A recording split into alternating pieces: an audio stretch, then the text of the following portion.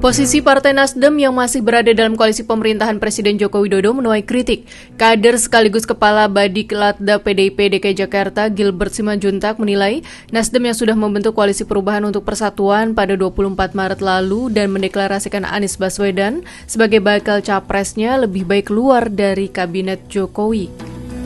Saya kira sebaiknya Nasdem menunjukkan sikap yang jelas apakah masih mendukung pemerintahan ini dan melanjutkan pembangunan yang ada hingga 2029 nanti, ataukah kemudian menjadi oposisi. Karena menjadi aneh pada saat Bung Jul van Lindan mengucapkan antitesis yang bersangkutan dipecat, sedangkan capresnya menjadi pengkritik pemerintahan saat ini, di mana Nasdem ada di dalam pemerintahan, tidak mendapat sanksi apa-apa. Kalaupun Nasdem keluar dari pemerintahan saat ini juga terhormat saya kira, karena sebagai oposisi juga baik. Tetapi sikapnya harus jelas, jangan berdua muka.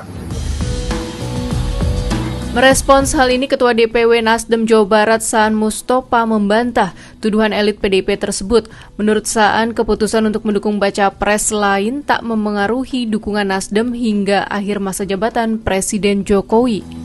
Ya, kalau itu kan sikapnya baca pres, itu kan untuk yang akan datang. Nasdem sendiri kan firm. Jadi kalau misalnya ada kritikan dari baca pres, dia memposisikan sebagai calon presiden. Dan baca pres dari yang diusung itu kan bukan hanya Nasdem. Nasdem memang mendukung Pak Anies dari awal. Dan juga ada dari PKS dan Demokrat. Tapi Nasdem secara partai itu firm. Sampai hari ini Nasdem tidak pernah berbeda sikapnya dengan Presiden Jokowi, baik di pemerintahan maupun di parlemen.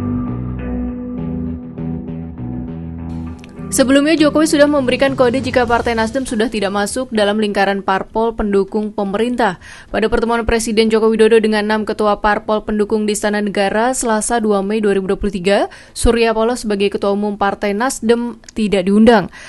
Saat itu Jokowi menyebut alasan tak mengundang Surya Paloh yaitu karena Partai Nasdem sudah memiliki koalisi sendiri dan pertemuan ke-6 ketum parpol membahas strategi Pilpres 2024.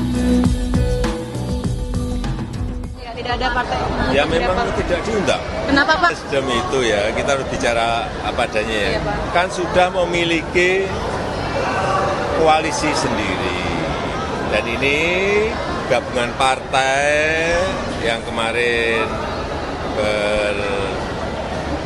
berkumpul itu kan juga ingin membangun kerjasama politik yang lain.